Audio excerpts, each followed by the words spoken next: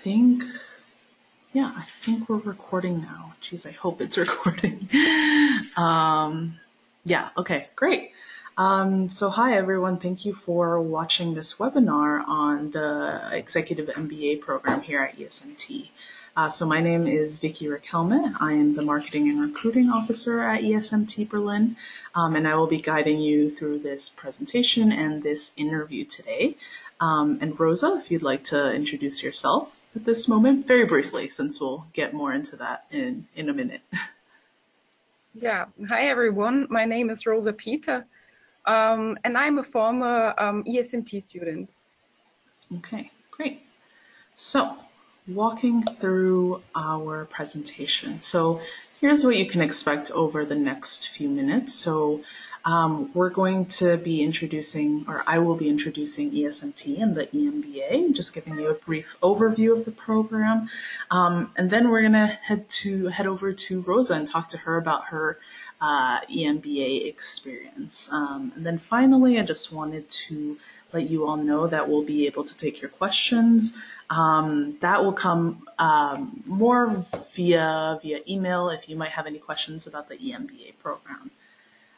So yeah, let's get started. And just as a reminder, we'll be shutting off our webcams at this moment just to make sure that we're not distracting and we give you the full presentation on screen. So let me do that. All right, great. So moving on. So, ESMT Berlin, who are we? So, we're a young, small school with our only campus here in Berlin. So, we're a business school, and we were founded in 2002 by these 25 companies that you'll see down here at the bottom, mostly German multinationals who came together at that time to build a school and a curriculum that would suit their human capital needs in the future, namely in high-level international management and in leadership. And so obviously today that's still a continuing project as business needs obviously evolve over time. The commitment of these companies to ESMT today, they do vary in quite a few different ways. For example, some companies focus on providing scholarship funds and faculty chairs. Others get more involved with one of our particular programs, whether it's the MBA, EMBA, or the Masters in Management. Others commit to sending a cohort of their employees to the EMBA program or the executive education programs. Others recruit our students directly, so it really does depend. And so throughout our program, we have quite a global perspective. It's a very international business school. We typically say we're Germany's most international business school with very diverse classes. But of course, we are also in Germany so that lends itself to a European outlook and a European perspective as well. You'll see here that our focuses are management of innovation and technology, sustainable business, social responsibility, and throughout all of our three programs, definitely in the Executive MBA program, but definitely throughout the executive education courses and our other degrees, we do focus on personal development and individual leadership development. Not all of our degrees have career coaching, but that is an option for the EMBA, and it's part of our MBA program, our full-time MBA program. So yeah, apart from the pure academic and research focus areas, as I mentioned, there is the emphasis on leadership development, but also practice-oriented emphasis as well. So moving on to the next slide, I am going to introduce the Executive MBA, just give you a quick overview of what the program is and how that could fit into the context of Rosa's and I conversation right afterwards. So our Executive MBA program, so it's an 18-month program. It's part-time, it's modular, and it's a program that essentially offers participants the chance to gain knowledge and skills that will help them advance from being experienced managers to more senior or global leaders. It's a general management program. It focuses on technology and innovation management, as previously mentioned, and business integrity is an important facet as well. So some highlights of this program, as you'll see down here in the corner. It's a program that's usually for candidates with over 5 years of experience. We do ask in the application process that applicants have some experience, at least 3 years of experience managing teams, managing projects, or the like. Throughout this program, there's a focus on global executive leadership. And as I mentioned before, there are these 3 specializations. We do now offer 3 international modules. So the modules happen around every 2 or 3 months throughout this 18-month program. And most of the time you'll be coming to Berlin, but now there are 3 that will be abroad, so occurring somewhere in a different part of the world, and it varies every year. So the first one is the Global Network for Advanced Management. That is the program in which we are part of a network of business schools around the world, and students get to do a 1-week exchange at any of our partner business schools. Then there is Academy of Management Conference, and then finally an international field seminar, which is can liken it to a field trip for the entire class, in which you decide on a theme and a topic related to business, and you go out into the field, whether it might be Vietnam or Buenos Aires or South Africa, as some previous IFSs have occurred, where some previous IFSs have occurred in the past. And then finally, there is an in-company project and a final report related to that. So yeah, on the right side, you'll get a quick glimpse of our most recent MBA class. It's an intimate class. You definitely have the chance to know your classmates very well. And then it's quite international, about 57% international, with 27 nationalities represented in our class. So definitely quite diverse.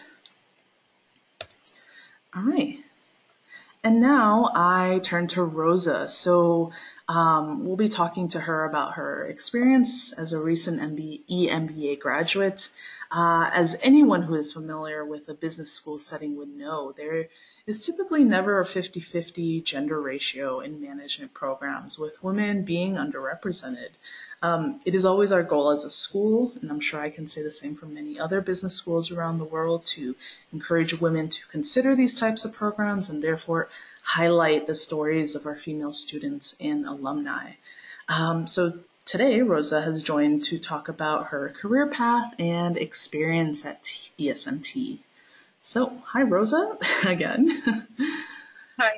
So, can you give us a little bit more of an introduction about, who you are and what you're doing and where you've come from? Yeah, sure.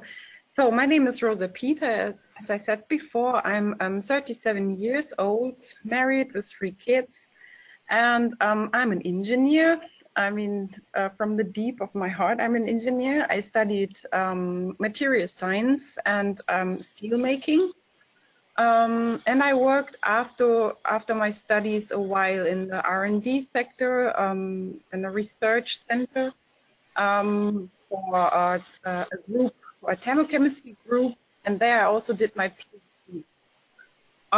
After my R&D time, I started working for TPSE, ThyssenKrupp Steel Europe. As you might know, it's a quite big steel producer here in Germany. And yeah, I worked there the last 5 years in different departments. Started with R&D, and my last stage was head of production of one of the 2 big steel shops. Since 1st of January, I changed companies and also my work or my working field. So I went back now to R&D, and I'm now head of an R&D department of one of PKSE subsidiaries. Yeah, so that's what I've done so far on my career. So I guess the main question I can ask you is what encouraged you, or what sparked your idea of getting an executive MBA program? What were you looking for at that time in your career? So I was always, like the technical guy. So like I had this classical engineer career path. And and I saw that, I wanted to know more about leadership and especially about all these financial things, which is, yeah, it's like a black field for an engineer. I had absolutely no clue about any financial figures. I just heard it before, but I had no idea. And I also saw that it's probably the last chance to see other topics apart from mine in a high quality. So, I mean, you can choose, to read books or something, or to talk to people in other departments. But I really wanted to have like a holistic overview in the high quality, and that was the reason why I decided to go for an EMBA. Interesting. So now that you are a recent graduate and you're continuing to work, but you're also getting back to work with your newly minted EMBA, what do you think it'll be able to provide you in your career? First of all, it really strengthened my leadership skills. I mean, before I was doing everything intuitively, so really out of my guts and gut feeling. But now I learned a lot of frameworks, and that really strengthened my skills. So that's definitely the most valuable thing out of the EMBA. And as I said before, now I know a bit more about all these financial things. I mean, I'm able to talk to our controllers, the number guys, in a complete different way. And I understand them and they understand me. And that's always a good thing if you can, reach out on the same level. Yeah. Yeah.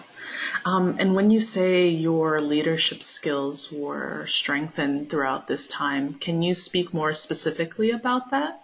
In which ways did the program facilitate Yeah, that? I mean, there was one example, for instance, it was one of the, I think it was the first or the second module. I mean, I don't know if the participants know that, but we are working with cases, and we had to read one case. And in that case, there was like a person, like on a very senior leadership level, and he was talking to people like 60 or 70 or 80% of his time he was talking to people the whole day, and the rest, like the 20-30%, he did his job. I mean, checking numbers, whatever, organizing things. And there was also like a discussion in this article if that's the right approach for person in a leadership position. And I always had the feeling before, I mean, that it's not good to talk so much to people, and that's something what I really did always, but I always regretted it a bit, like, oh my gosh, it's now 2:00, and I just have like 4 hours left, and now I have to do my work. And I always thought, okay, I need to focus more, talk less to people, do my job. And in this article and also in the whole class afterwards, I really learned that that's very crucial thing to invest into people, to talk to people. And that was one of the things which strengthened me. So, to believe that this is one of the most important things. That's just one example, but also to be clear in the things you do, to walk the talk and all these aspects. I mean, things most of us have read before. That's something what we really learn through this program. Yeah. What was the biggest challenge you faced during the EMBA? It doesn't necessarily have to be academic or related to the program, but as a lot of people who are considering an EMBA might know, it can be a bit of a strain on all the people in your life, all the key stakeholders, considering that it's an 18-month program. You're working in addition to studying and whatever else you may have going on in your life. So yeah, with that context, what was your greatest challenge during the 18 months? I mean, the biggest challenge is really time and, balancing job and family, or then it's a third thing. It's EMBA, job and family. And to balance balancing all these things, that's really quite challenging. And I think most of us, I mean, also my classmates and we were absolutely not prepared for that. That's something what you're really, what you learn on the fly. But that's also one big learning point out of the EMBA, that you have to set your priorities right, balance work and your private time and life, and especially the family life from a perspective of a mother and a woman. That's really a hard thing, and that's really tough. So that was really like the most challenging thing for me. Yeah. Yeah. So what parts of the program brought you the most satisfaction? Was there anything in particular that really sparked your interest? Maybe something unexpected? So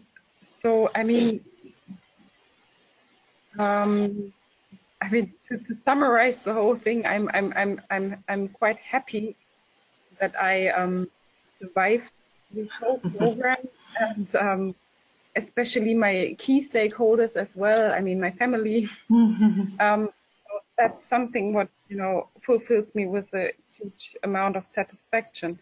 But I mean, what I said before, I really much loved this whole organizational behavior and people development and peer coaching lessons. So that was really satisfying for me to see my development through this whole progress, because I really learned to look differently at people and on people's behavior. And I'm now, I would say my skills are now quite developed, to develop people. And that was something what I was not able to do before. I mean, developing people, that's really something that's so valuable when you are able to do that. Because Yeah, I agree. So going back a little bit, as you considered an MBA, and I know you mentioned you wanted to learn, you wanted to have a broader skill set in business, but were there any other considerations that you were thinking about when you decided, oh, I would like to study an MBA, EMBA?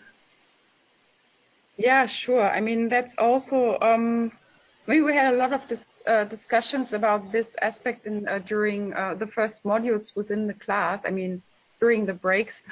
So why we are doing these EMBA, and I mean, one aspect also is like to have these title to be approved somehow for certain skills and a certain kind of knowledge.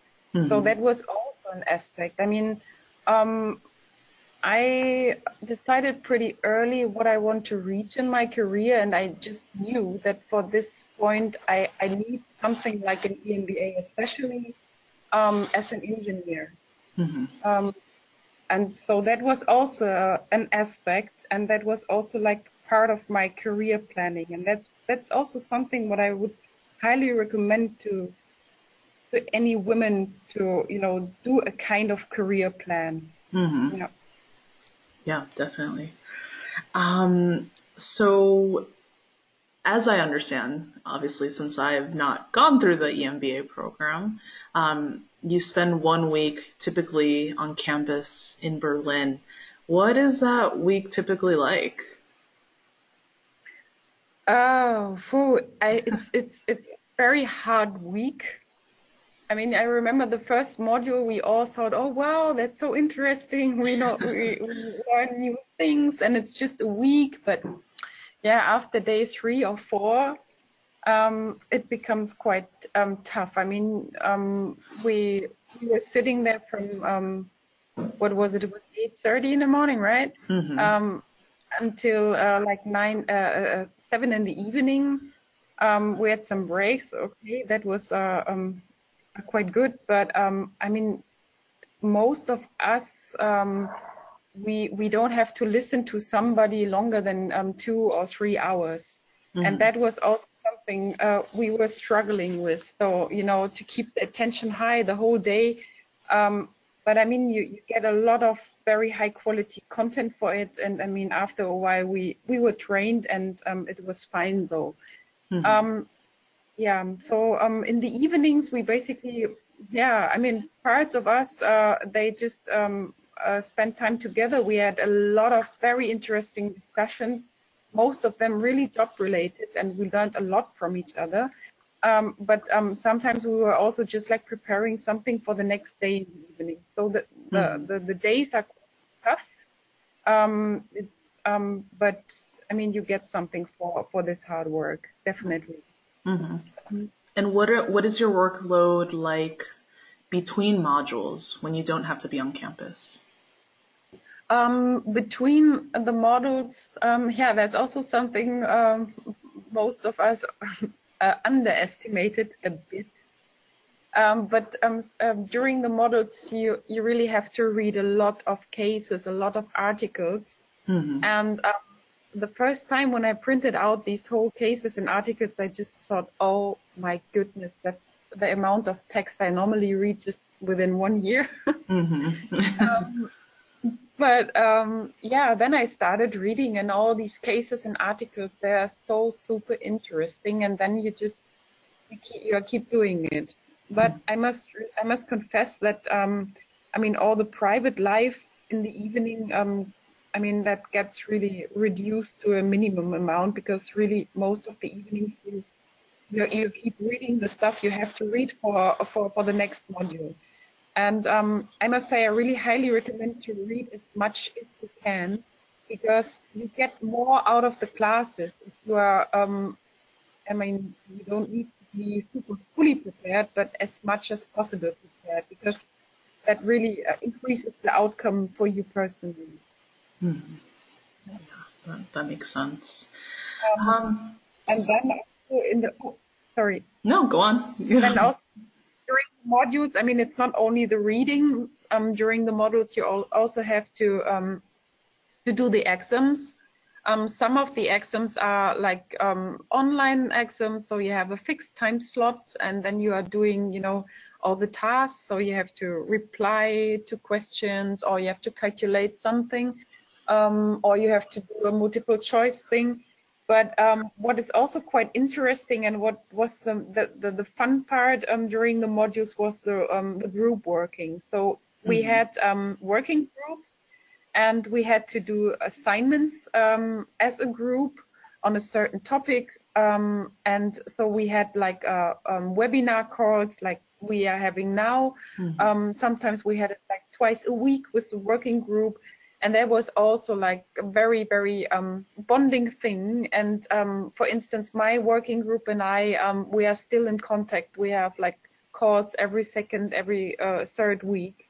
And this group work was really amazing. So that was one of the best parts during the modules. Yeah. Nice. So moving on. According to the GMAC, the association that administers the admissions test, the GMAT, there's an average of 33% of female participants in executive MBA programs. What was your experience in the classroom of what is still a male-dominated degree?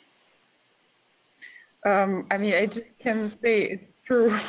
I mean, yeah, there are not so many women in the class, and yeah, I mean, what can I say?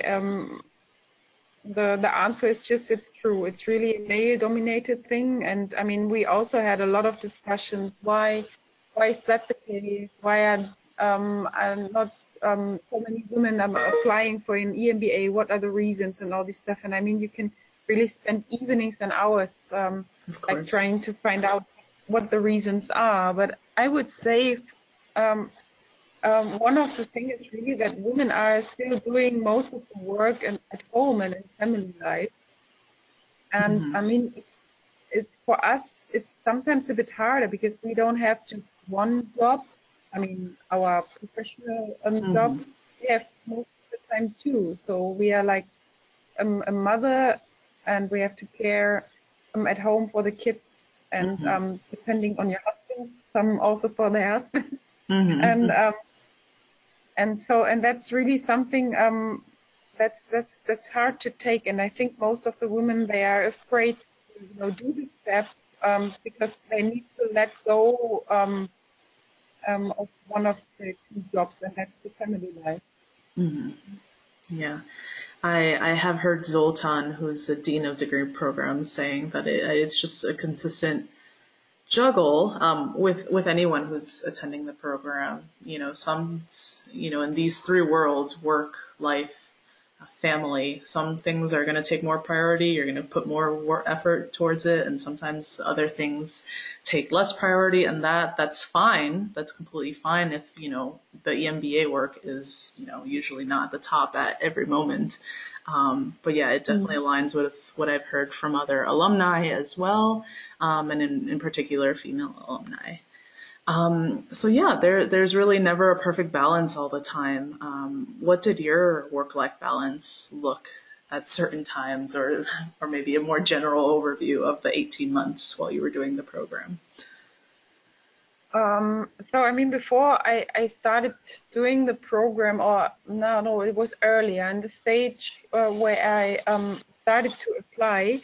I had very, very long discussions with my husband, and we really talked a lot about how can we organize it, how much time might it take, how much time do I need to invest, which things should he take over, and all this stuff. I also talked to my colleagues and to my boss. I also made clear what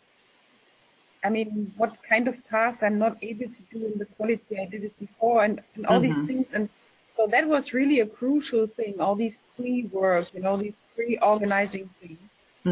And so I think that's really the point everybody should consider before. And so, but the question was my work-life balance. So I must really say, basically, my husband, he filled a lot of the gaps. So, for instance, I was picking up the kids most of the time during the week before, but then we changed it a bit. He had more responsibilities in that case. And another example is in the evening. I was always bringing the kids to bed, and that takes also quite a time with the kids sometimes. And, so there was also something what he did most of the times, because that I can really just calm down and focus on the EMBA things in the evening. I mean, it was not every evening, but I mean, there was really a shift. Like before, it was 80% me and 20 him in the evenings, but then it was vice versa. And these were very practical things. My friends, they suffered a bit. And so I made a big compliment to them after the EMBA. I said, everybody who's my friend now is really a real friend. I mean, they were all very supportive, and they fully understood in which situation I am, and so that was fine. So the work-life balance was a bit different, but it was fine, and I think it's crucial to talk about it before with all related, as you said, stakeholders. To take a business term, I've definitely heard that as well from students and alumni, that your social life, that's the thing that goes out the window typically during these 18 months. That's true. Just one thing. I mean, my friends, they saw me very rarely, true, but they said, wow, you have so interesting things to tell, because I shared all the things I learned during the EMBA time. And that's something what they said, wow, I love it. I love it when you come back and tell me what you learned at the EMBA. So, and that was really the kind of payback. That's great. So what advice would you give to women who are at the point of thinking about doing something like a MBA or EMBA, who are juggling multiple demands? Yeah, as I said, I mean, it's crucial to make a plan, to write down what you have to do now, and how can you organize it differently. especially in family life. I mean, that's something what I have not done, but friends of me, they did it. So they were considering thing like, get some help for the family, like getting an au pair, or for those who have a cleaning lady, they just decided, okay, maybe she can also wash like the clothes and all these stuff. I mean, these practical family life things. And it's very crucial that the ladies talk to their husbands or to their wives. I don't know. I mean, we have all different kinds of relationships. And and you really have to make sure that you are both, going into the right direction, that you shift tasks and responsibilities. So that's really, really, really, really crucial. And in work life, I think it's also very important to talk to colleagues and peers, and especially to the boss to get support.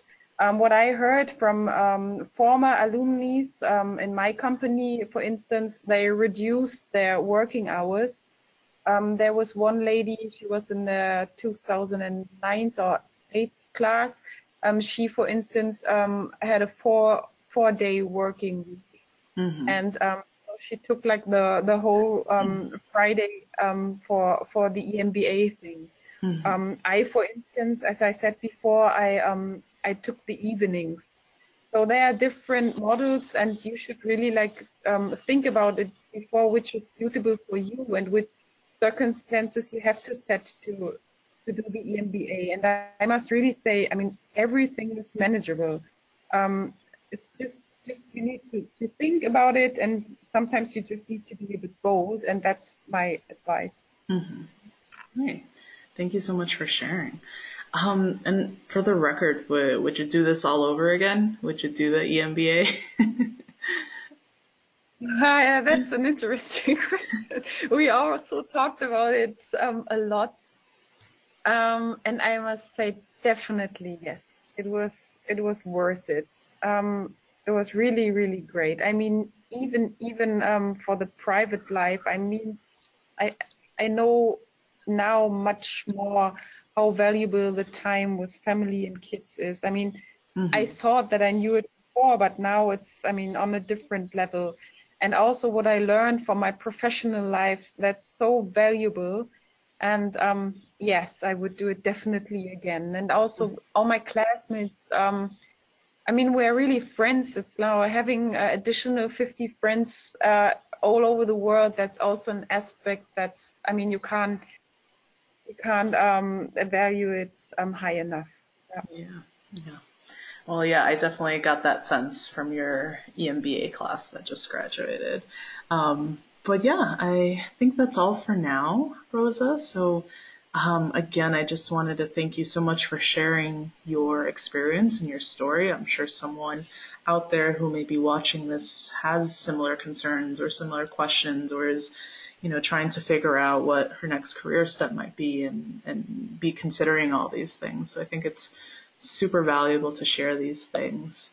So yeah, for anyone who is listening and who might have more questions about the EMBA program, please don't hesitate to reach out to us. We're here to answer any questions you have, inform you about the program, and really just help you through the process. So you can reach out to admissions.degrees@esmt.org, or visit our website, where you can be led to send an email to a representative on the admissions or marketing team as well. So yeah, thank you so much to those out there who are listening again. And Rosa, thank you again for your time. Really do appreciate it. And with that, I think, yeah, that's the end. So thank you very much, everyone, and have a good rest of your day. Yeah. Thank you. Bye bye.